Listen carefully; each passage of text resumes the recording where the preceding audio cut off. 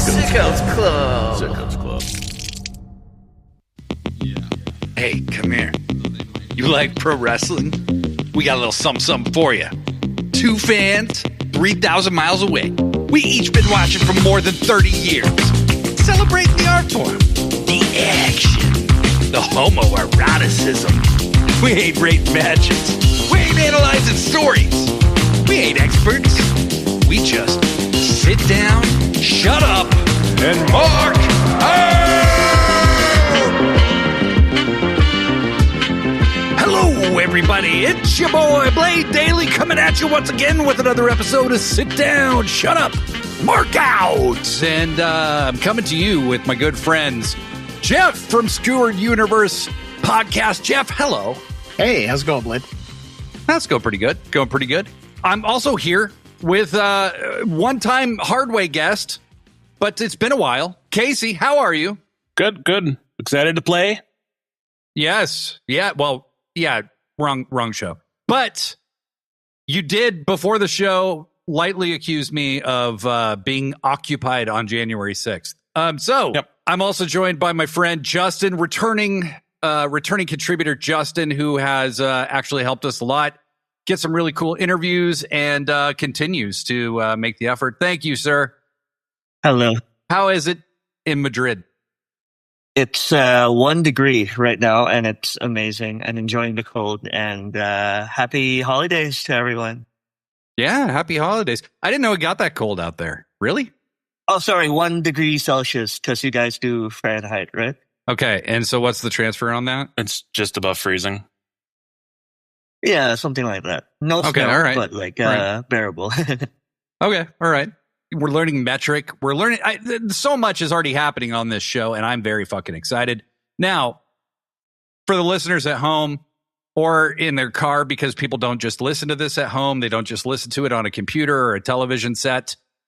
But you don't have to put your rabbit ears up. You can listen to it anywhere. This is not going to be a typical episode, okay? On Sunday, I'll be rejoined at long last by the long absent Brett Michelle.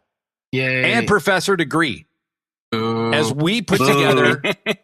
Yeah, exactly. Fucking exactly. Both of them, really. But, Professor Degree more, certainly. Who's the heel in the situation? You or him? Well, they think that I'm the heel, and I think they're wrong. And I think that's... I don't know. I think that conclusively proves the point that they are the heels. Fair. Yeah, actually, the hard way is basically like we are the podcast version of Always Sunny. Like there is no real redeemable character on the show. But we will be doing an episode of Sit Down the Hard Way on Sunday, and then it will drop Monday with all the AEW recaps and a World's End review. But today, we're just talking about graps in the 2025. It's not an awards show. There's more on that coming up. Not in this episode, but soon. It's just a loose convo about what we loved most this year. Now, fellers, would you agree with me that 2025 was a very good year for wrestling? Justin, go! Yes, so much things have happened wherever you go. Let me talk about like the independent scene outside of the US and outside of the Americas. The Southeast Asian scene has been booming, more booming than ever. Back in 2012, people were learning out of bootleg wrestling videos, as we found out from JDL. And now the Malaysian scene is amazing. The Indian scene is amazing. The Philippine scene is booming. And lots and lots of people are contributing to that part of the world. And it's been great to see. So there's a lot of matches that I've been, wanting to watch. But outside of that, Japan is amazing. We have Saya Kamitani as the MVP for Tokyo Sports for 2025. First ever. We have, the C2 has been edging me. Yes. We all know. Yes. Yeah. And so much wrestling, man. Yeah. Yeah, well, I find it just, and I'm not taking any credit for this because I don't think I need to, because I think it's obvious that I'm responsible for it, is, Jake De Leon from the Philippines is on this show. 6 months later, business is booming. You know what I mean? Kid Bandit comes on this show right before she departs for the Philippines. 3 months later, business is booming. I'm not saying that we're responsible for it because, again, I think it's obvious that we are. But you guys are welcome. Kasey, how's wrestling been for you in the 2025? I mean, wrestling wise, it's been good. I mean, really falling off of WWE. I haven't really watched it at all this year. Mm-hmm. Trying to watch more ROH. But yeah, AEW's been on fire this whole year. Yeah. I'm with you. I'm trying to tune into ROH Weekly. It has really improved as a show. Like, I am excited about it, but I really wish, for their sake, we could be live, on television somewhere or on some kind of network, so that we are not constantly missing the boat on ROH, because I watched it a lot in the beginning and then I kind of fell out because there just wasn't a lot of consistency to the show. And so, when your world champion is on Dynamite more than they're on Ring of Honor, you probably something you should fix. Jeff from Skewered Universe, excellent podcast. Thank you. Jeff, talk to us. Tell us how wrestling was for you in 2025. Fantastic. It has been so much fun. When I first started watching AEW, which was at the inception, it brought back that joy I had as a kid of watching it. 2025 has exceeded that. It has been fun. It has been ridiculous, emotional. I mean, the Hangman finally getting the championship out of Moxley's hands. I mean, I think we all teared up, for most of us anyway, right? It's been a roller coaster ride, and I've loved every second of it. Now, to be fair, I need to watch more ROH and international stuff, so I kind of keep up with NJPW as much as I can and ROH as much as I can, but I've been so focused on AEW. I mean, and there's only so much time to watch so much wrestling. We all do have lives, but you have your podcast. I have a podcast about wrestling, and I don't even get to watch as much wrestling as I want to. So, I mean, I totally get it. AEW, though, I have to agree. So, one of the narratives in the fan base that had gone on for a long time was that 2021 was the most perfect year that ever happened, that AEW would never surpass it, that nothing they've done since has come anywhere close, which I've decided is like code for like CM Punk came, and that was awesome, right? That's, I think, what they really mean. Because if you go back and watch those old shows, they are great shows. Don't get me wrong. There was a great story with the Kenny and Hangman thread, and the Bucks, at the peak of their dickishness. It was fantastic stuff.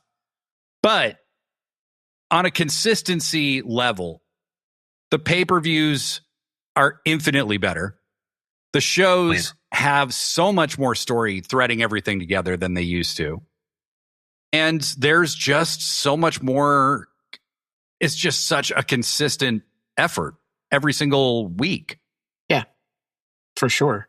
What an average Dynamite or like Collision is on a weekly basis would have been a pay-per-view, like 10 years ago. And I know this because on the hard way, we go back and we watch these old pay-per-views, and I'm like, Jesus Christ, like, this is a lot of this was fucking garbage. Like, but anyway, that's a whole thing. That's a whole different story. I will refrain.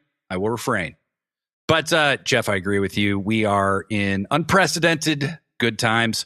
So we're talking about 2025. Let's just get this out of the way right now. I was pivotal to the business this year, and I know you guys agree with me, and I appreciate it. Kasey, don't say anything. You don't have to. Like, I really, really appreciate the warmth that I'm feeling from you all currently. Let's talk best wrestlers. Just, again, not an award. We're just talking about the best wrestlers that we thought showed out the most this year. Now, people who listen to this show will not be surprised that my pick is absolutely Bandito. Oh, yeah. He had matches against Takeshita, Hechicero, Mascara Dorada. He had a match against Mystico and others on Dynamite, Collision, ROH, and obviously in CMLL. Absolutely incredible. Then he just goes and wins, while he's the ROH champion, he goes and just, wins the tag titles with Brody King, and what I thought was like, what the fuck are we doing here? Like, I didn't know why they were in the tournament together. I figured it was just to have somebody for FTR or the Young Bucks to run through. And then I think that's what they wanted us to think, because they faced both of those teams at one point or another. And both times I thought they were going to lose. And they won. And then not only that, they win. Bandito's already having these matches with Takeshita and Hechicero in main events, in the ROH special events. But I think they had at least 2 pay-per-view matches this year that were the best match of the show, which for me was Takeshita and Okada at Wrestle Dream. And then when they lost the titles to FTR, I thought those were the best matches on the show, honestly. The fire that Bandito is generating in the audience, you know, when he came out, he won the fucking Dynamite Diamond ring this week. Like, what the fuck? Like, I mean, this dude can do no wrong. He was proposed to by Brody. Yes, right he after, was. Like, Pretty magic. You know, you love to be there for the big moments.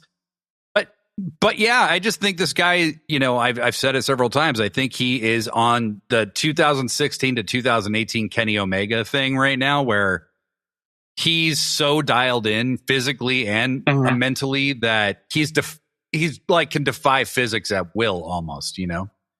Who do you guys, if you wanted to pick for male wrestler of the year, Jeff, who would you pick? Honestly, I'm with you. I'm with Bandito. There are so many to choose from. Like, it could have been Fletcher, who's like a close second for me, but Bandito there's something about him that is so captivating. And not to take anything away from Fletcher, because he's also captivating, but Bandito just has this it factor that draws you in every time. He's not the biggest guy, he's not the smallest guy, but you're always wondering, how is he going to overcome the odds in this match against this guy? Or when he's in the tag team with Brody, you're like, he's the fast one and Brody's going to throw him around as the weapon, which is also fun to watch. And the fact that tag team worked so well, I've fallen in love with Bandito. As have we all. Kasey, who would you pick? I mean, I like Bandito. He's been amazing this year. I do have to do an honorable mention to Kyle Fletcher, who's also had a very good year. I think Takeshita's probably had the best year. You know, he won the G1. He's currently the IWGP champion. He, like, you know, if you're looking at a line graph, his trajectory is just going up. Like, I think he's gonna have an even bigger 2026. It's impossible to argue with that. I think that he was my number 2 pick for sure. If you had told me Takeshia's going to win the G1 and the IWGP World Heavyweight title and you're still going to pick somebody above him, I would never have believed you. That's how great these fucking matches have been that Bandito's been in for me. And I mean, even the match they had with each other was absolutely incredible. So Takeshia's massively on the rise. I can't wait to see what 2026 is for him. Justin? Okay, so let me first mention my honorable mentions. So in Japan, I would have to say Zack Sabre Jr., Hiroki Goto, and obviously Konosuke Takeshita. Because, like, obviously, they've had amazing matches, like all their matches vying for the IWGP World Heavyweight Championship have all been amazing. Especially Goto before his short hiatus for Street Fighter, right? Yes. Another great mention would be, like you guys mentioned, Kyle Fletcher. From shaving his head, after shaving his head, I felt like he reversed Samson this. You know, he got stronger. His moveset just became like more. It's more well intentioned in the ring. You know what I mean? Like he minor marking out. Like he would like do that running corner rocket kick, right? He never did that in ROH. And when he started doing that, and when he started using the Brainbuster as a finisher, holy shit. That match that match that he had with Ospreay when he brain busted the shit out of him, amazing as well. But yeah, I would have to say I cannot argue. It's Bandito all over. Interpromotionally in CMLL, everyone were chanting like si se puede. Everyone wanted him to be like the next AEW World Heavyweight Champion.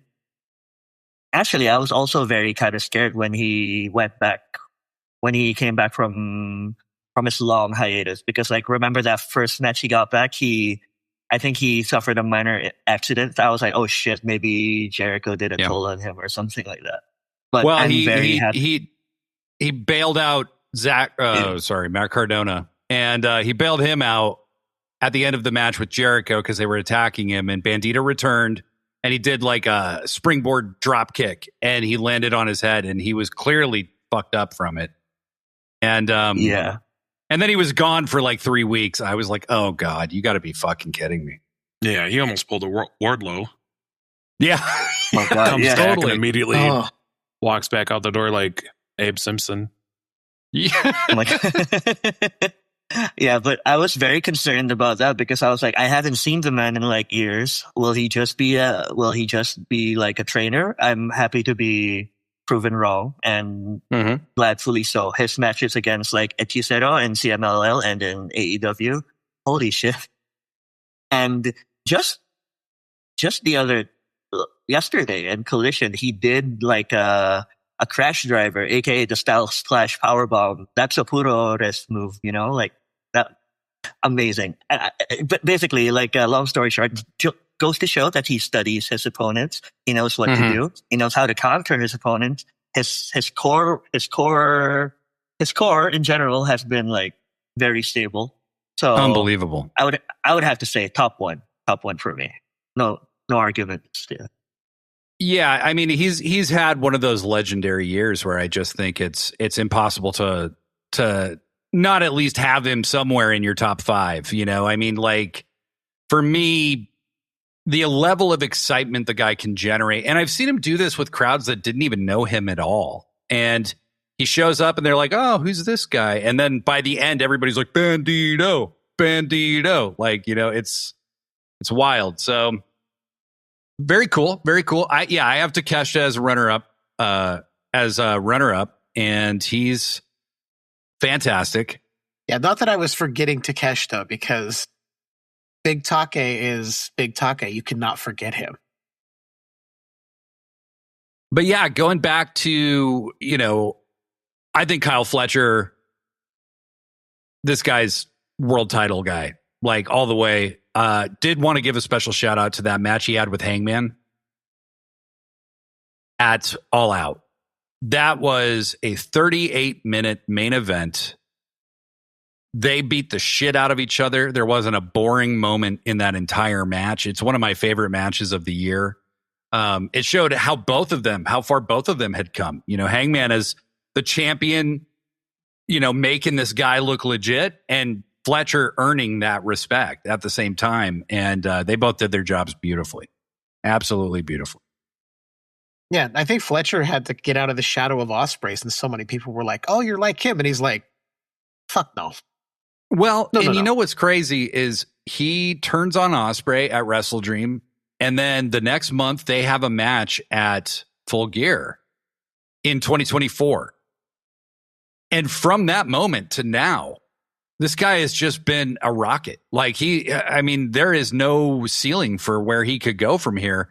But he was so much better than any of us expected, and he fucking beat Ospreay in that first match. He was in the playoffs last year in the C2. I mean, that's how much they believe in this guy. He's beaten Okada twice. So this is wild. But he's justified the whole thing. He's obviously ready for this. It's just so hard to believe because he's like 27 years old. Like, what the fuck? Insane. Wow. Fletcher is 27 years old. Like, that is wild. So on the women's side, personally for me, there's one of two, and I think there's really only one that I could faithfully pick, and that would be Mercedes Moné. I can't think of anyone who's meant more to women's wrestling this year than Mercedes. there's been people who are equivalent in talent to Mercedes. I think Athena has a claim to that. I think Saya Kamitani is absolutely fan-fucking-tastic. Like you said, Justin, she was the Tokyo Sports MVP this year. First time a Joshi has ever won that award in history. Right. And that is a huge award in Japan. I mean, that is a very sought after honor. You know, the people like Okada, Tanahashi, you know, people like that win that award. So that was a really, really big deal that she won that. But Mercedes Moné traveling the globe, doing Dynamite, doing Collision, and going to remote places in Europe and all over the place. She at one point had 13 fucking titles, and she was just pissing off the dumbest people on the internet so much, and I loved every second of it. It was beautiful. Ultimo, all hail Ultimo Moné. All hail Ultimo Moné. And she had so many great matches. You know, for me, I thought her match with Tony was incredible. Red Velvet, the 2 matches with her were incredible. The match with Momo at Revolution, fantastic. Yeah.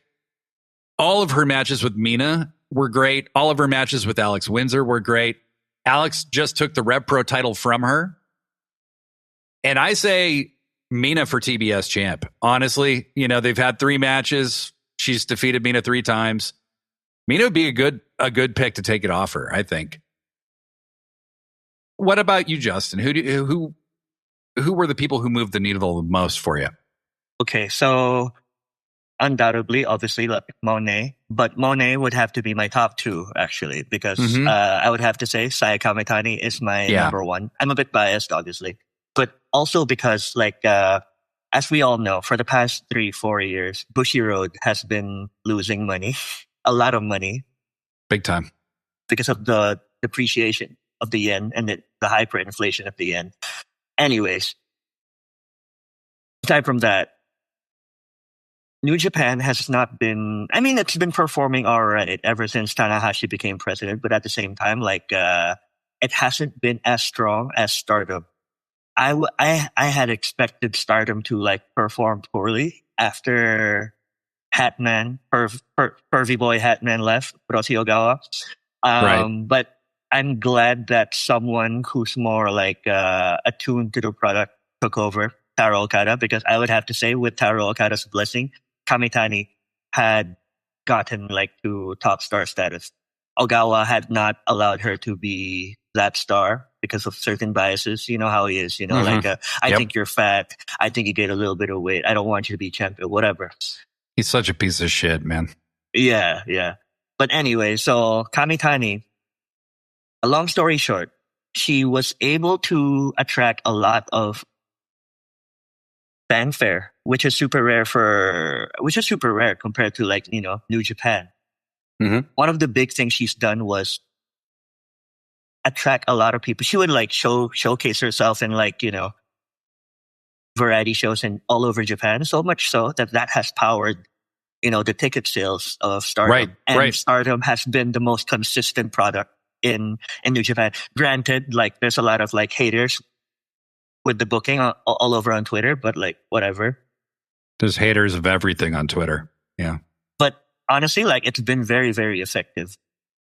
Because of Saya Kamitani, like, she brought back a televised Joshi match in Japan, which hasn't been done in years.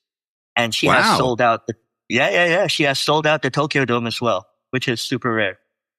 She was, like, the main driver for everything, you know? So but then also, like, sorry, go ahead. No, that's what I was going to say is she's a very rare commodity in pro wrestling, is being able these days to prove that you particularly are a draw. And Saya has done it this year. They lost Mayu Iwatani at the beginning of the year. They lost Tam as well. And that could have been doom, you know, that was a 1-2 punch nobody wants to sustain, you know, is some of your top stars, you know, with Mayu being the top. And Saya has put that company on her back and just run with it. Jeff, who is the lady who stuck out to you, sir? Okay. I'm going to preface this by saying it's strictly based on AEW, since I have not seen, and this is not to take anything away from the international women that are doing their thing, because from what I see, they're great. I just don't know enough to say. There have been so many women that have stood out. I mean,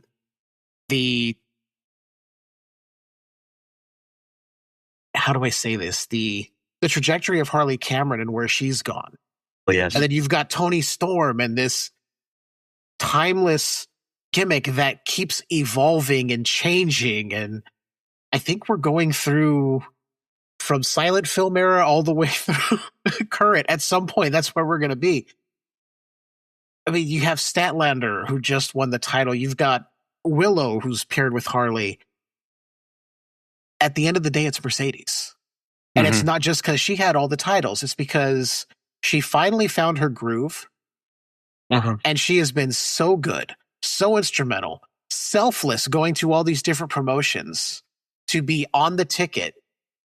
Yeah, she won the title, but she brought exposure to these smaller promotions who maybe weren't generating a lot of money.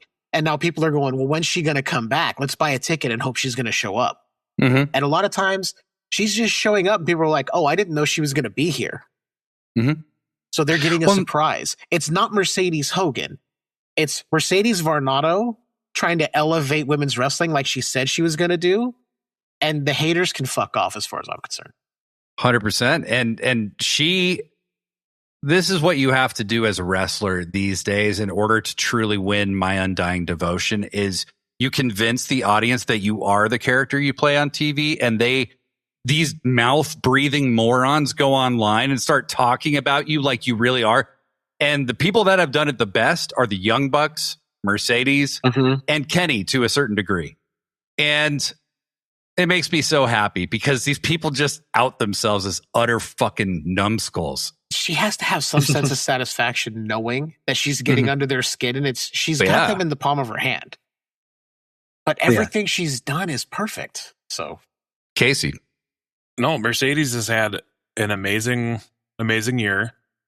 And yeah, and even when she's a surprise in these promotions, like she wins the title, she's coming back to defend it, at a future date, whether it's a month, whatever. And she's traveling all over the place. She just lost the Rev Pro title in the UK. She had a title from an Austrian promotion, like internationally going all over the place. That said, the one kind of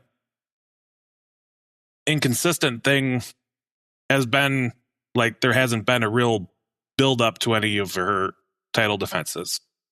Her two challenges for the AEW women's title have had some build up, but defending the Rev Pro, there hasn't been a ton of build up to any of those matches or whatever. I have to give my wrestler of the year to Toni Storm. I mean, she was AEW champion for most of the year. Her promos are always hilarious. Like, her matches are always good. I think overall she's had maybe as good a year as Mercedes. It's hard to take anything away from Mercedes. And like Red Velvet just came back. She's been gone for quite a long chunk of time there. Like, hopefully she'll have a good 2026. Mina Shirakawa just signed with AEW. And her and Tony were the Timeless Love Bombs. I did kind of think that they were going to end up winning the tag titles just because they got their own entrance music. And they started coordinating their outfits. So I was like, well, I think it's going to be them. Like, I got to give it to Toni Storm. She's hilarious. She's good in the ring. Like, all her promos are insane. Well, and I wanted to extrapolate on that a little bit because I think, Toni gets so much notoriety for the character work, which is top notch unparalleled. Mhm. I've never seen a character like hers, and she has taken it to this level that I didn't even think was possible. And it's crazy in talking to other people how many people have said at the beginning, I thought, how long can this go on?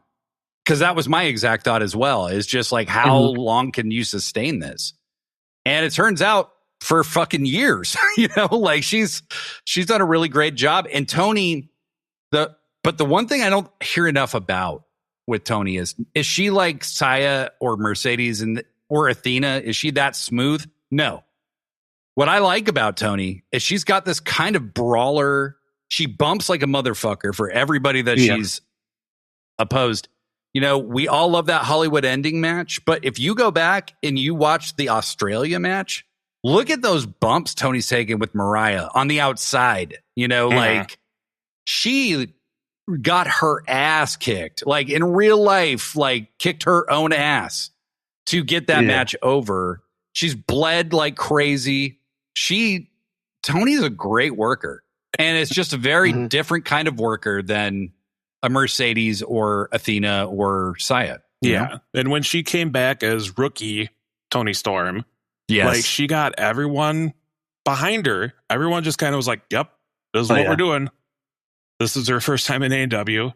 Yeah. Oh, I mean, she does everything so well that she's involved in, and she throws 100% of herself at it. Justin, go ahead. Yeah. Let me just predicate like the fact that like Tony Storm had been like, nothing has been disappointing with Tony Storm for the whole year. Like she could do anything, like from stiff matches to like death matches, especially the Hollywood ending. Holy shit, dude! But yes. Also, like and also like it's been great seeing how like her character evolved from like like what Jeff said, like from like that. What do you call that? Like those 1920 like still films, black and like white, classic Hollywood. Yeah. To like I'm a feminist, Tony Storm, and then like it's been great. She's been very selfless with the women's division, and I just have to say like I have not seen that in other promotions for a long time. I mean, I have seen it obviously, but like for a promotion as big as AEW, well, like she's very selfless. She's been using her championship reigns as like as an avenue for like for people to like challenge her and whatever, and it shows. Like I've been enjoying the women's division partly because of her. Oh, big time. Yeah, I think the way she put over Stat, she lost the title in like a multi-woman match, but she took the pin still. And then the next month, she straight up got beat, and like that. And then Mercedes did the same thing for Stat. And so that between the two of them, they're like, it's not the big two anymore in this division. It's the big three, like Stat is on our level.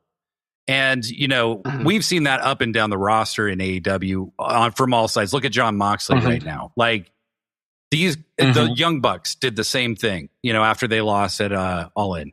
So if you scroll on YouTube and on TikTok, like if you see like how casual fans react to AEW, they all say this.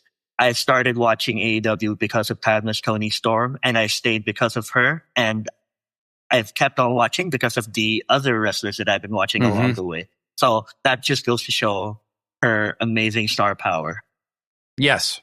Yeah. I think she's become one of their biggest stars in general, like from either side. Like she's immediately recognizable. I think the YouTube clips and the GIFs and the little clips that people would see of her really got people enticed who don't watch wrestling, and she stands out so easily. She's like the female Orange Cassidy, basically, is like, don't start people off with Kenny or Okada or Will. Start people off with like Tony and Orange Cassidy, so they can see like these people aren't acting like this is all real, There's not a day that goes by where I don't think of that line where she goes, "You think that I forgot that My Collision God. promo?" I still get chills thinking about it. So good. Oh man, I just got chills thinking about it now myself. So you think I've forgotten? Man, you know, I mean, and then you get the Hollywood ending, which we will talk more about that coming up. But, you know, I was just talking about the Young Bucks, and I think we should shift gears to talk about the best tag team or tag teams of 2025. You know, I think, quite honestly, it would come down to 3 teams for me. It's either the Young Bucks, it's FTR, or it's Brodito. I got to mark Brodito down a little bit because they were only formed in like August. So, like, they weren't a team for most of the year.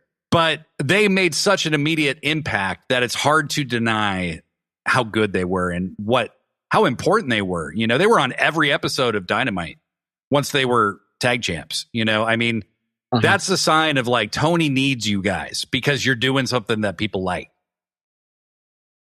And then there's FTR and the Young Bucks, and I really think it comes down to what style you prefer. I love that these guys are like dyed-in-the-wool opposites, but they're equally good at what they do.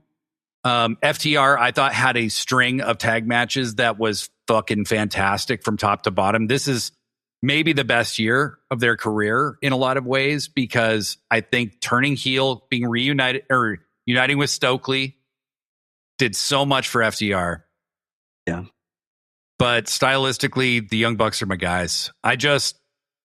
They haven't had a fucking dull moment on screen all year.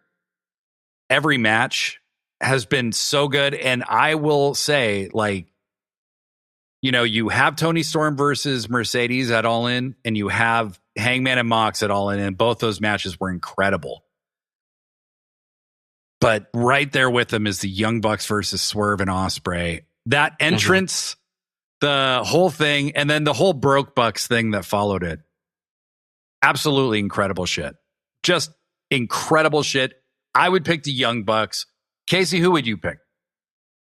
I mean, the Young Bucks have had just a fun year. Going from like the over the top EVP stuff to the Broke Bucks to kind of reuniting with Kenny now. And their matches have been phenomenal the entire time. And FDR, like, you know, they had that kind of awkward babyface thing, and then they got hooked up with Stokely, and they've been firing on all cylinders again. And Brodito was such a fun pairing. And I guess, you know, Brody and Bandito knew each other before. So it's not like they were complete strangers when they started tagging together. But I'm gonna give it to Willow and Harley, the Babes of Wrath. Nice. One, okay, because I'm not a misogynist, and two, Willow and Harley they're so charismatic. You want to like them. I think Willow might be one of the best baby faces in the company.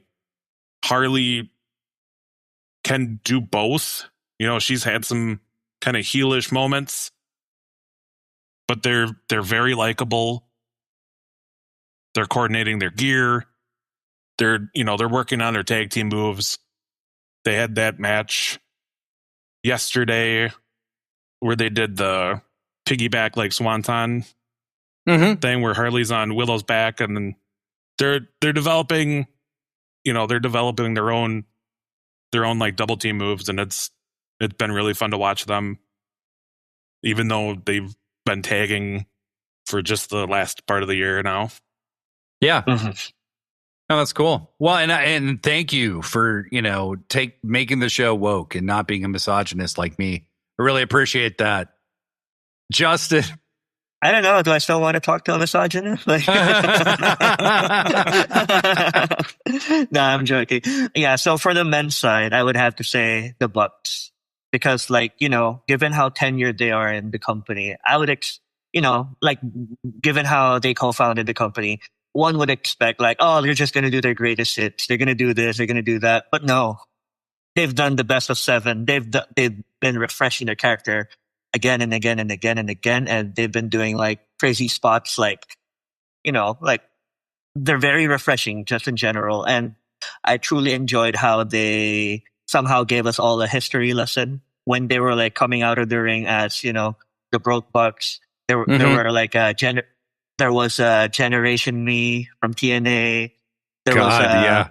Matt Buck and Nick Buck from like from their trampoline wrestling days, and just basically like the whole thing. And I would have to say, like, if they function more like the Hardys, I would have to say that like them individually could also be amazing singles wrestlers, especially Nick Jackson. Yep. What a worker, that guy. I keep on highlighting him every single time he does those like locomotion moves. Mm-hmm. It's 20 seconds of fun, basically. Yeah. So that I would have to say they fit they fit my preference more in the men's division. Obviously, like I've been enjoying Jet Speed a lot. Mm-hmm. Cope and Christian, if they did someone get injured? I think I forgot. But anyways, no, Copeland was filming something. Right. Percy Jackson. Percy Jackson, yeah. And but for the women's division, I would have to say it would have to be honorable mention Alex Windsor and Riho. They were fun. Maybe I've only seen them for 2 matches, but like I really enjoyed. I wish they had more TV time, but it was basically Windsor using Riho as a projectile, and I love seeing that. But yeah, I would have to say Babes of Wrath right now. Mm-hmm. I wish I could say Taiji, but like maybe next year, you know. But Babes of Wrath, it's been very organic, I would have to say. Sign that extension, Anna J. Yeah. Oh yeah, you're right. So yeah, Babes of Wrath for now. Jeff, what about you?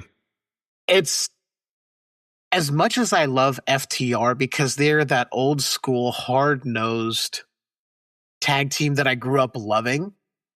Just, no flips, just fists. That's the whole thing, right? Although Cash sometimes... Yeah, they're full of shit. That. Yeah. It's like, you liar. You fucking liar. Putting them with Stokely, I think, was the perfect move because for me personally, FTR was stale as baby faces. Mm-hmm. I was like, okay, we need heel FTR because that's when they're their best. Similar to the Bucks. I enjoy the Bucks when they're heels. So this whole evil EVP, arrogant asshole dick Bucks, it was so perfect. So it's the Bucks for me. Everything they did, their rise as, these dickish EVPs to their downfall being the broke Bucks. Mm-hmm. And watching the little on-screen graphic every week, just giving them more shit. Mm-hmm. It was so good.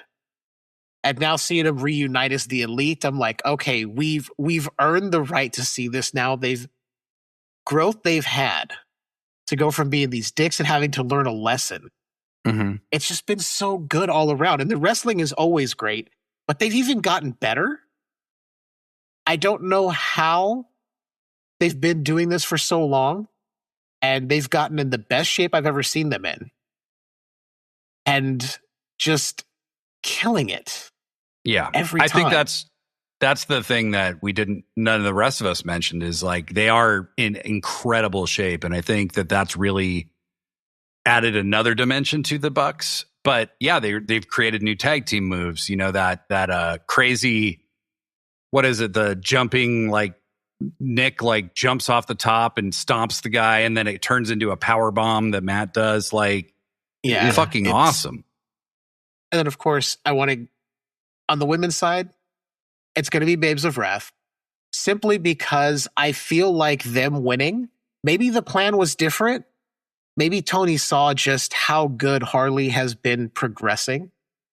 Because you look at these matches and she has only gotten better. There hasn't been any real slip up with her performance if you watch the trajectory she's on.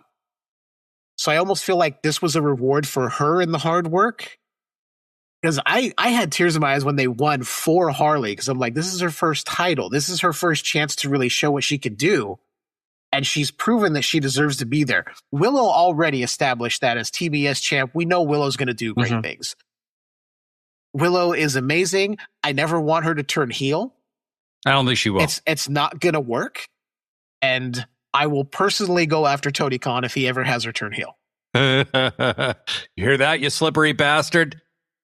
No, I have to agree with Kasey. I think that Willow is one of the best baby faces they have, period, on either side of the coin.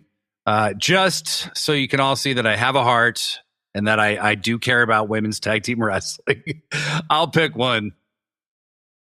I would say, as far as, I really like the Timeless Love Bombs. I really liked that team. I liked the way they worked together. I thought it showed a different side of Toni Storm, which was nice to see, you know, like her doing the modern dance and like how coordinated their entrance was and everything. So good. I love the classic Joshi name of it. And Mina calling Tony her husband is also very, very funny. But I think that I hope they stay together. I really do, because they are really powerful. They're not wrestling together on this World's End. And that's a little sad to me, because I would love to see more than just one women's tag team match, you know, like even on the pre-show, whatever, like make it happen though. Cause like they've really got to just invest in this division for the foreseeable future for a long time. You got to have those belts defended a ton. I love that Athena and Mercedes are challenging Babes of Wrath. That's going to be a formidable obstacle for them. And once again, folks, we will be reviewing that entire show. It'll be out on Monday. But Babes of Wrath have been absolutely incredible. What a pairing. A special shout out to all the women that were in that tag tournament. Mm-hmm. And I was really looking forward to Bane and Ford as a tag team. And it really sucked that Ford got hurt. Mm-hmm. But you slot Shafir in there and then let her just be, because Bane's was like the muscle and the scary one with Ford. And then she's not the scary one anymore when you have Shafir in there, who is terrifying. Yes. And I'm more scared of her than I am anyone else in the Death Riders. Yeah. I'm like, Moxley, okay, Claudio scares me, but Shafir, I'm like, she will murder you. Yeah, she will murder you. Without hesitation. I mean, she stomped her foot in glass. Yeah. In the Blood and Guts match. And I was like, okay, this bitch is hardcore. Fuck. Marina Shafir, absolutely fucking terrifying. I would take on an entire army of fucking orcs and goblins before I would even entertain the possibility of taking her on. Okay, so we've talked tag teams. Let's talk for a minute about breakout stars. I think we're probably going to mention a lot of the same people, because the best wrestlers this year seem to be people who like stepped up a level, you know? Just to throw a few out there that we've already talked about: Bandito, obviously, Kyle Fletcher, and Takeshita on the men's side, Harley Cameron as well, Megan Bain, Alex Windsor. A few that we didn't mention yet. I think Ricochet's had a breakout year this year. Mm-hmm. Where, you know, he was always a great wrestler. Just always. He's always had the physical tools. But this son of a bitch is so entertaining now. It's like if the Young Bucks were a singles wrestler, they'd be Ricochet. Like the Broke Bucks, you know, like that's basically Ricochet. And what I loved about it is he is a real heel. He is not cool at all. He is a fucking nerd who talks a lot of shit, but has these two giant dudes who back him up. And he is absolutely outstanding as the national champion. It was the perfect person to put that belt on. He could be a mid-card guy his whole run and still be one of the most important people in the company. Mm-hmm. You don't even need him to win the world title. And the week before he won the national title, he fucking lost to Bobby Lashley in like less than 1 minute. He got totally punked. So, and he lost nothing in doing so. It actually added to his character. You know, Ricochet, Moxley, Mercedes, the Bucks, you know, all these guys are showing like you can go on a downslide. You can look horrifically stupid and actually come out ahead. So I would pick, you know, all those folks were breakout stars. I'm not sure, you know, who would be the biggest one. And with the C2, we got to say Kevin Knight and Speedball both really, really, really showed out and showed the world that, hey, they are a fucking legit both formidable singles competitors.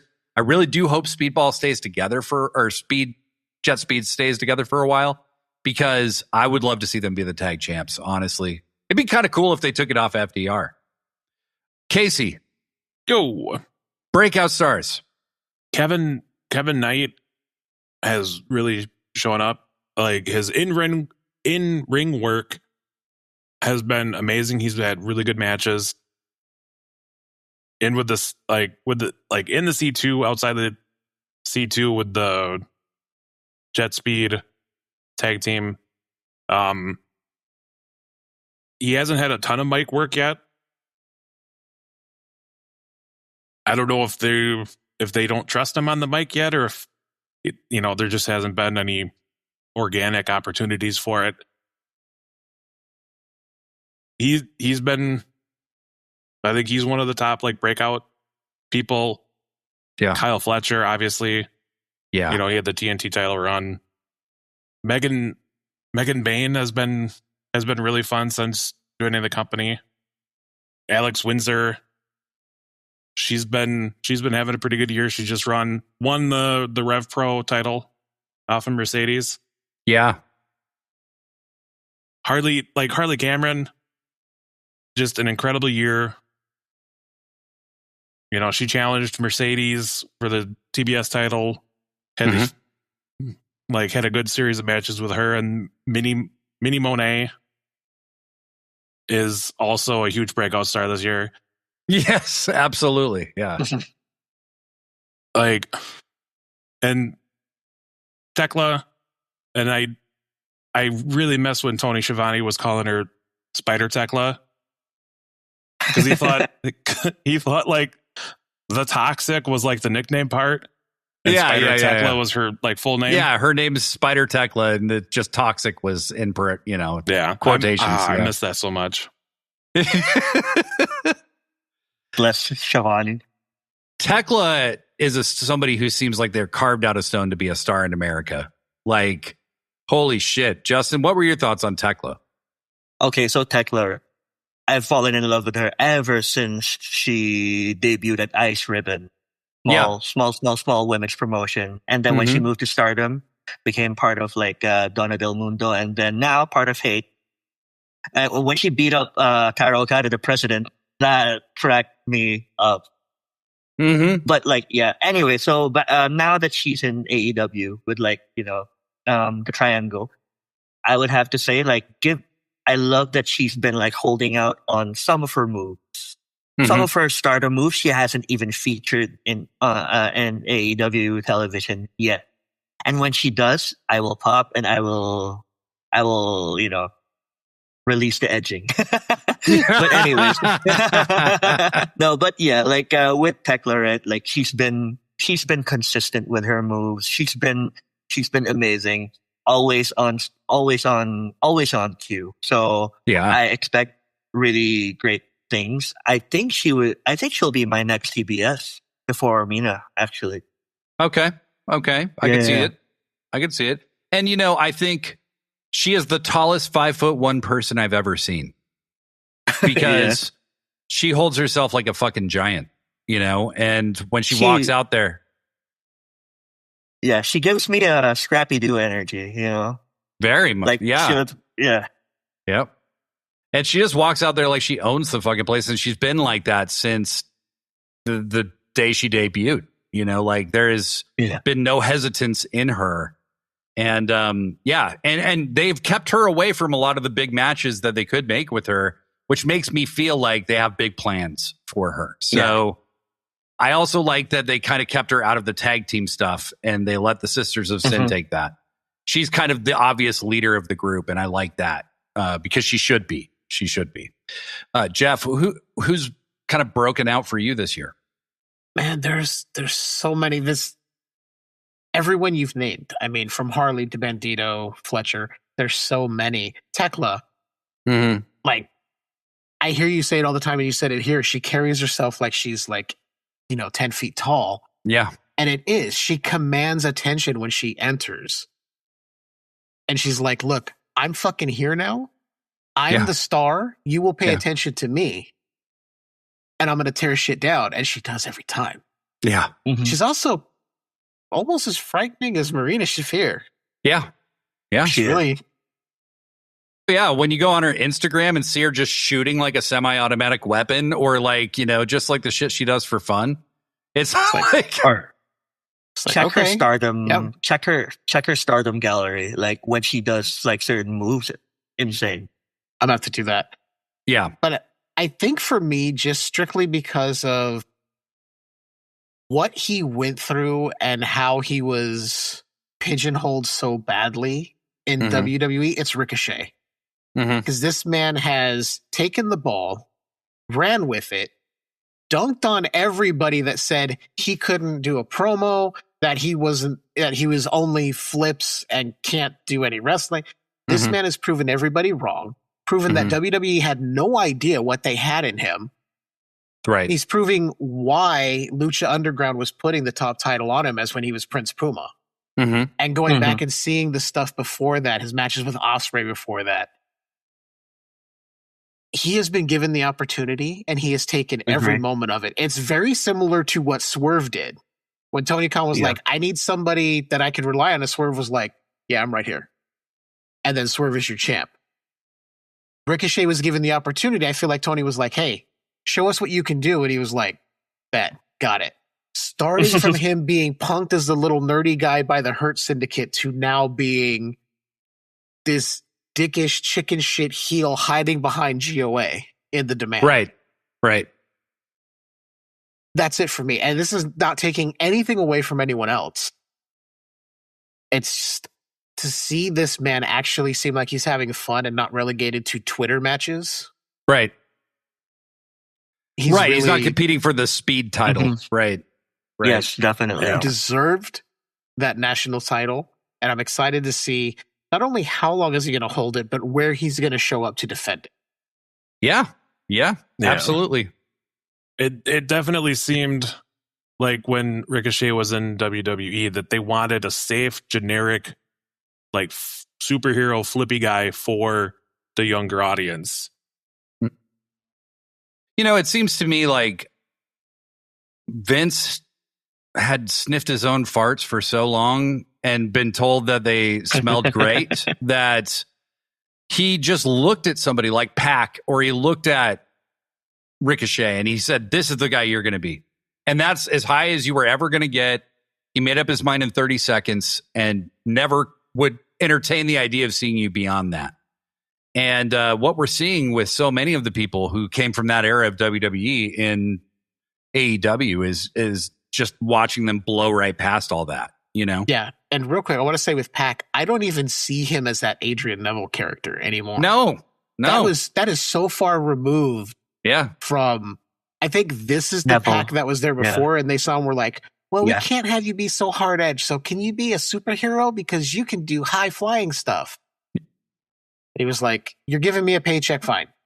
Yeah, and Vince had an affinity for what they called a Mickey Mouse character, which is like a small guy who's kind of a superhero who can fly all over the place. And he just clearly tried to make Neville that. But now when you hear a promo and you hear him call himself the bastard, and I mean, it's just amazing.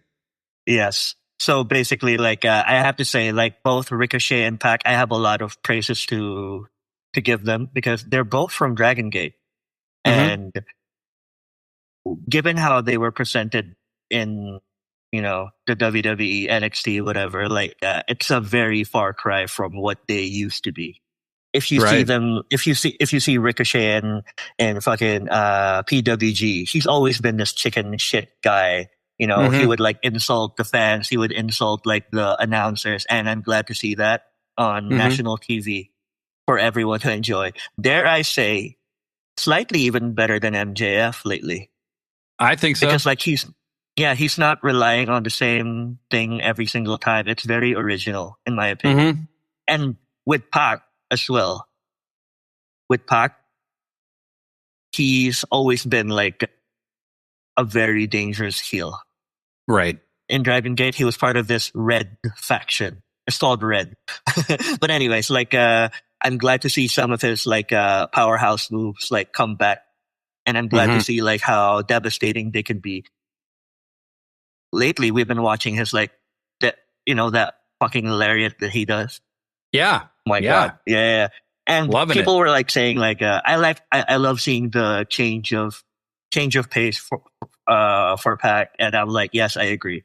Given like the amount of like extensive injuries that he had, like I think he was able to like synthesize all of his moves and tweak it in such a way that he could like perform longer, but at the same time bring out the best moves that he's got whenever it's like a high stakes match. And I see it a lot, and it makes sense with his current character, which I really enjoy, even if he doesn't talk a lot. I mean, he's been talking, but like, but it makes sense as overall, When I saw yeah. the match with Fletcher in Manchester, he's in front of his home country, it's clearly a pro Pac crowd. And I loved how he brought all of his shit out, and even some shit he never does. Like he did a fucking moonsault to the outside. You don't see Pac doing that shit. Even a year ago, he wouldn't have done that. He's so even like stopped doing the Black Arrow so much. So yeah, he barely ever does it. Yeah, and his finisher is primarily the brutalizer, and which is I like that. Awesome, because he is a little fucking sadist in the first place. He just likes punishing people because he's a fucking bastard, and I love it. I love it. So let's get to some matches of the year. This year is so chock full of great matches. I mean, it really, really is. So I'm going to name a few that stood out to me that maybe wouldn't be the first things you think of. I thought Nick Wayne versus El Desperado at Best of the Super Juniors was a really great match. That was just a ton of fun. Really, really fun match. I also thought that Takeshita and Ishii at Wrestle Dynasty had a fucking crazy good match. Just crazy, crazy, crazy, crazy good. Because Takeshita had fought Shingo the night before, and it was a great match, but they didn't give it the same time they gave Ishii and Takeshita, and those two just made some fucking magic together. And then I'll name one more, I'm going to say the women's Blood and Guts match. That was outstanding. I enjoyed that, yeah. Justin, I know you're going to have a lot to add to this conversation. Yeah. So let me start off with what happened in June 1, Best of Super Junior Finals. Yo versus Kasey Fujita. Yo brought out all the finishers of his Chaos mates. Even when Chaos doesn't exist anymore, he brought it back, brought a tear to my eye. And Kasey Fujita was splendid, tremendous. Another favorite of mine was obviously like the loser retires match, Stardom, by Kamitani versus Nakano Tam Nakano. And and honestly, like Hechicero versus Bandido in CMLL, where he almost like injured his shoulder. But more importantly, the ROH match, the pay-per-view match that they had. I think it was Death Before Dishonor. Oh my God. I think so. Yeah. Yeah. What a match. I was awake. Insane stuff. Kasey, what about you? What matches grabbed you? The women's Blood and Guts match was a lot of fun. A lot of really cool stuff in it. The Marina Shafir throwing the mirror at Toni Storm as she was like charging into the corner. Yeah. Oh yeah. Marina stomping her bare foot into the glass to stomp on Marina or to stomp on Mina. That was brutal and insane. Tony and Mariah May, the Hollywood ending. Yeah. That was really good. Yep. The whole like their whole storyline coming into the year was great. It's too bad Mariah got banished for being clumsy. A lifetime of mediocrity. She's just dropping stuff all over. Oh God. Yeah. Including titles that she's not supposed to drop. Yeah. Ospreay and Fletcher. Yeah. their cage match at Revolution God was damn. really good. I guess Ospreay might be back in like 6 months or so. I've heard a lot of different things. Just come back when you're ready, man. Yeah. Come back when you're ready, because I can't wait to see him in the ring again. Yeah, don't rush it. I would love it if he wrestled for the world title at All In this year. Yeah. They're going to be back in the that would be UK. great. Yeah. Come on. I mean, I might go. Nice. Yeah, because it's just like near. Yeah. Yeah. Yeah, you just got to cross the English Channel, and that's so easy now. Yeah, pretty much. Yeah. But you got to swim. That's the only caveat. Start training. Sure.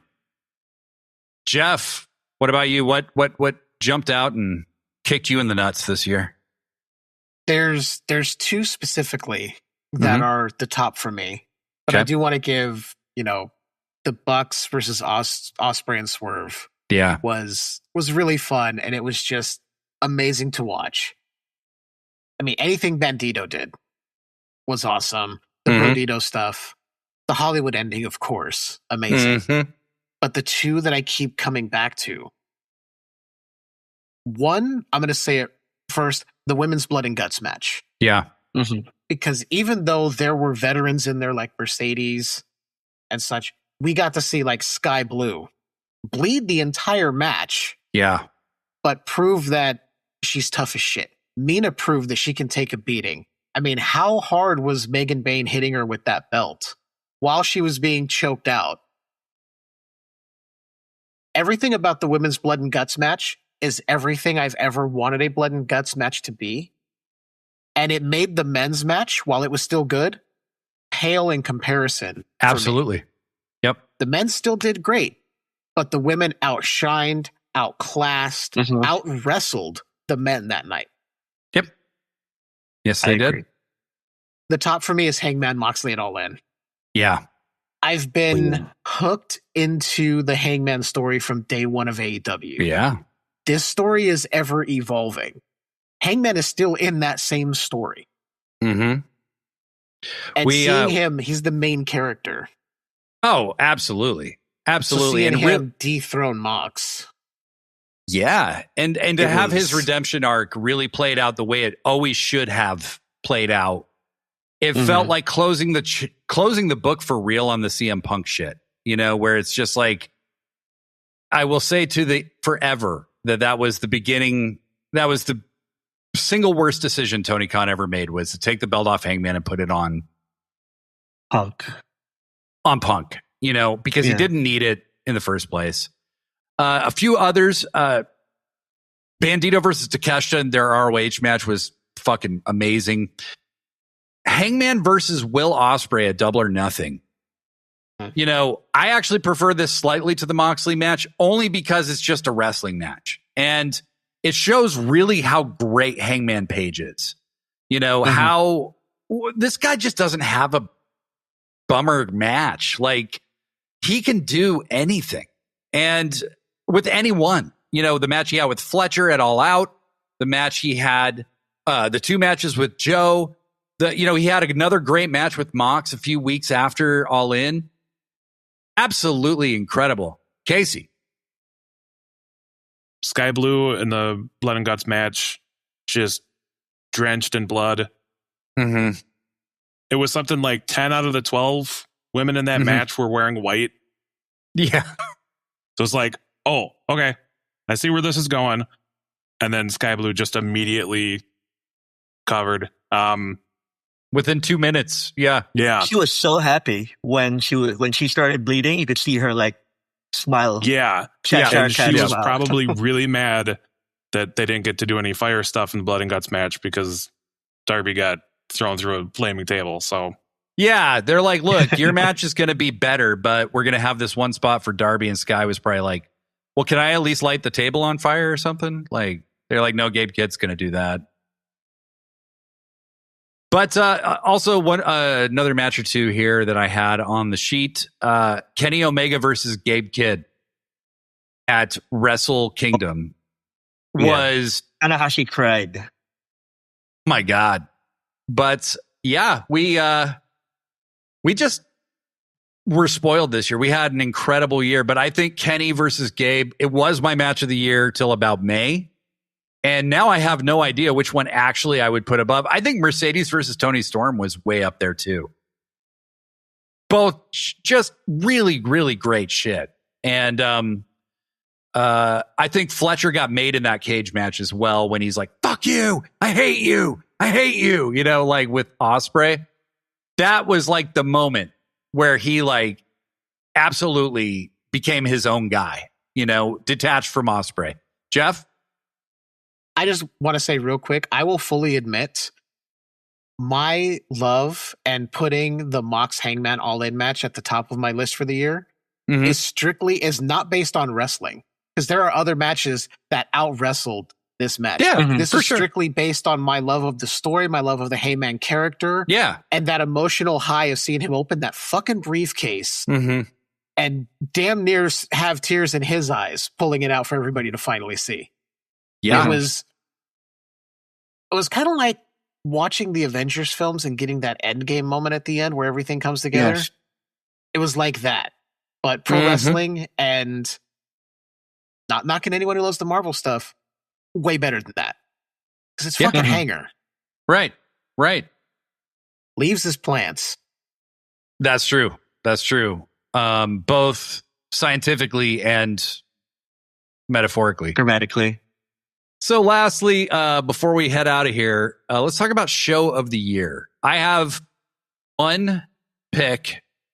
You could pick others, but I think All In was the show. This was the first time, you know, there was the scope of the audience that felt like a WrestleMania sized crowd in the previous years, right? But this was the first year where the card itself felt like how I used to think of a WrestleMania, which is like that magical day where like all the coolest shit you want to see happen is going to happen. And it all happened in one night. You know, we got Tony and Mercedes. You got the Young Bucks versus Swerve and Ospreay. You got you got Hangman versus Mox. Also, by the way, that moment at the end where Mox does the quick tap, like that motherfucker planned that moment from the very beginning. He was like, oh yeah, it's going to look like I'm about to die. And then I do the tap. Like, I'm really proud of Mox because I think he's actually developed a love for tapping out because he's done it a lot this year where he had really not done it very often. Justin, what was your show of the year? Before I say those, just to add, like, regarding the Mox thing, the Mox spot tapping out, it was number one, very, very satisfying for all of us, given how pissed off we are with the Death Riders. And I knew this was going to happen. You know, I knew it was going to have like a very satisfying ending, and goddamn it did. So All In general, yes, I would have to say in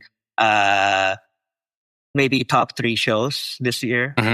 I had to go outside of AEW at that point because, for my other top 2. But yeah, All In from start to finish, especially when they whistled, when the girl whistled before Hangman's team, and then when that was so dope. Space team came back. Oh my god, yeah, so dope. I knew it was going to happen at some point, but when it did happen, when the Texas crowd started like chanting, it was amazing. All right, top second show would be DDT Wrestle Peter Pan. That's the name of the pay-per-view. Yeah, so nice. There were two nights. The first night was amazing. Jun Akiyama was wrestling like a motherfucker again. And then this was also Hiroshi Tanahashi's last match with Dan Shokodino, like that pervy gay guy. That's his gimmick, but like he was. It was a very emotional match, so it was great. And Zack Sabre was also there. He had the moment with the referee kissing and whatever. But it was great. The second show for me would be Stardom All-Star Grand Queendom. This was when Kamitani retired Tam Nakano. This was also when like a lot of things happened all around the roster and this for me was like a total pivot from what was happening from the Ogawa era to the Okada era of Stardom. Yes, 100%. So I would have to say that. And yeah, those are my top 3 shows. Right. Kasey, what do you got? All In was amazing. I think that's probably got to be my pick, but I do want to shout out Wrestle Dream because it had a lot of fun matches on it. It did. Just because of the scheduling and stuff, they really couldn't do a lot of interpromotional stuff this year. But you did have Chris Statlander doing a one-on-one match with Tony Storm to retain the women's championship. I like Statlander. She's been, one of my favorites since I started watching AEW. Proud of her for winning the championship. She's been great. She had two devastating knee injuries, that sidelined her for a little while. I think she's out of ACLs to tear, so she should be good. Yeah. She's been back for a long time now. Yeah. She was the first TBS and world title holder for the women, or TV title. Samoa Joe did it on the men's side. But yeah, Wrestle Dream, you had Mercedes and Mina Shirakawa. That was the winner take all. She got the Mercedes won the interim ROH Women's TV Championship. Brodito and Okada and Takeshita doing a tag match. And that was when Samoa Joe won the world title off of Hangman. Like, a lot of good matches on Wrestle Dream. Like, every pay-per-view in AEW has been really good this year. I think All In, I think that's the top. And Wrestle Dream, I gotta give runner up. Yeah. Jeff. Fortunately, I've only seen very few pay-per-views this year. Okay. Circumstances beyond my control, so it's going to go back to All In. Simply because I felt the beginning of the year ramped up to All In. It tied up a bunch of stories that we had been waiting to be tied up, started some new ones moving forward. And then since then, they haven't really taken their foot off the gas. There's been some instances where they've coasted a little bit, but then they pick right back up. And there's no real lulls. We're not getting the where's the Death Riders going now thing anymore. Right. Everything is like, okay, you're getting this is where it's going to go. And it also started where different things were branching out and kind of crossing over more. Yes. So everything is, it's not, you're in the world title picture, you don't interact with anyone else. There's all this crossover happening, and then you've got the women beating up the men at some point, and it's like, but yeah, All In just because it was like everything wrapped that we had been waiting to wrap, and then it started so much more, and since then everything has just been fantastic. Absolutely. Yeah, absolutely. I think that a few other notable shows this year, I thought that AEW and New Japan doing Wrestle Dynasty was a fantastic show with a match on it that I thought was criminally unheralded this year was Ricochet versus Zack Sabre Jr. was a fantastic match. Just two dudes talking shit to each other the entire fucking time. And Sabre tapping Ricochet, but man, it could have gone either way. That they looked like they were having fun. I mean, that was a really, really fun show. And, we were also fresh off the high of, Kenny returning the night before. Also, I think was it Brody versus David Finlay was the match, I think. Was a lot of fun. There was title. Yeah, there was a lot of good stuff happening on that show. And then Revolution was absolutely incredible. Takeshita versus Omega. You had the Will Ospreay cage match with Fletcher. So much good stuff. So this has been our first unintentional live episode of Sit Down, Shut Up, Mark Out. Kasey, did you have anything more to add? Yeah, because it got brought up in the chat. Like breakout wise, Bozilla, Persephone. Yeah. Yeah. Like their AEW's recent partnership with CML has been a lot of fun. Mascara Dorada as well. Yeah. Coming over, having matches on AEW. Has been great. Well, I'm breaking the mold with these dual contracts too. I want Persephone to have a dual contract for sure. Shuri. Oh my God. Please. I just don't think it'll happen. But like, I would love it if Shuri had a double contract. Holy shit. Or Bozilla at the very least. Yeah. Bozilla. Yes. Bozilla, I think, is got all this potential, just crazy amounts of potential. And that 4-way match where basically the entire match was just everyone else in the match putting her over, and like selling the, impossibility of really doing anything with Bozilla until they finally figured it out because they all teamed up on her. But they made her look so powerful in a 15-minute match. They did all the work that you needed to do, and they were all united in trying to get her over more with the American audience. So I hope Tony Khan has an inside track on Bozilla, because I'm going to be real pissed if she ends up in the other place. Jeff, what about you? You got anything more to add?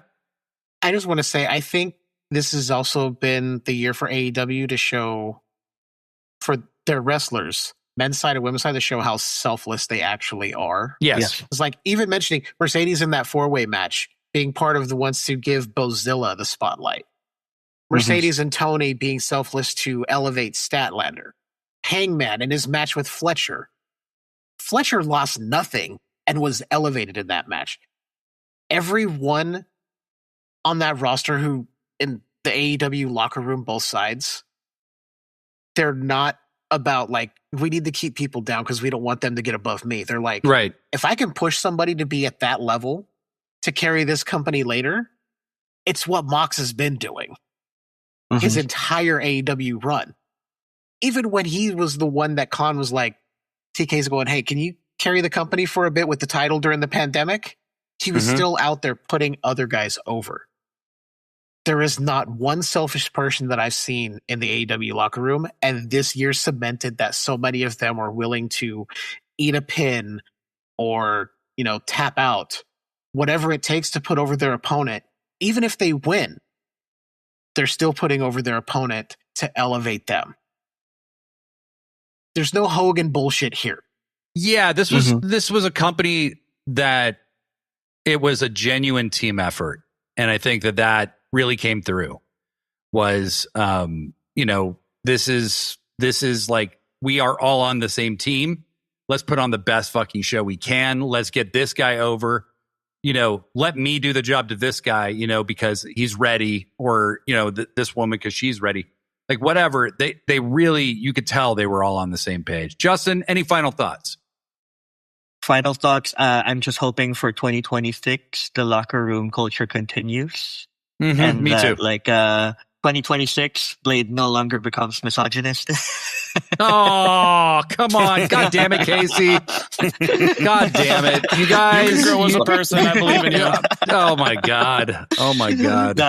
2026, Professor Degree and Blade finally, make out. Kiss. Yeah. Well, don't hold your breath for that. The only way I would kiss Degree is if I had an arsenic pill in my mouth that I could spit into his. Okay. Hey, we don't kink shame. Yes. Wrestling wise, so basically just more like collaborations with to Japan, but also like we've been seeing some collaborations as well with TJPW and DDT. I'd love to see that with AEW. I want to see more. To see more fanfare, and basically I just want them to have a great 2026, even better than what we had this year, which is hard to top. So yeah, this is a year for the ages. It really is. It's going to be hard to outdo this. They've set one hell of a precedent for themselves, and now we know what they're capable of. You're not going to get away with no bullshit, Tony Khan.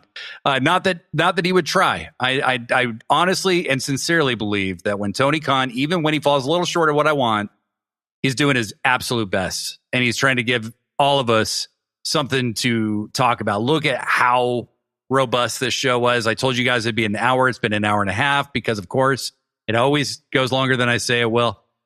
Folks, I want you to check out the Skewered Universe podcast that Jeff hosts.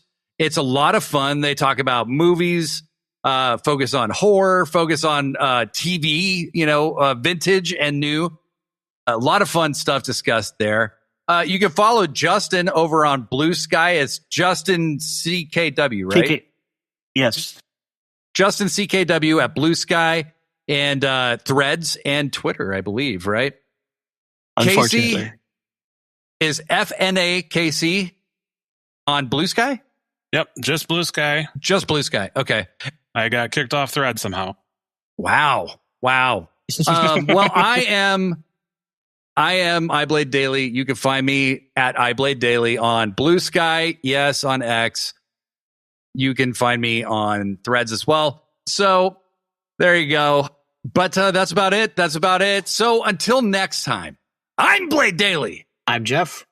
I'm Kasey. Shout out Joshi G. I'm Justin. Bye. Pro wrestling forever.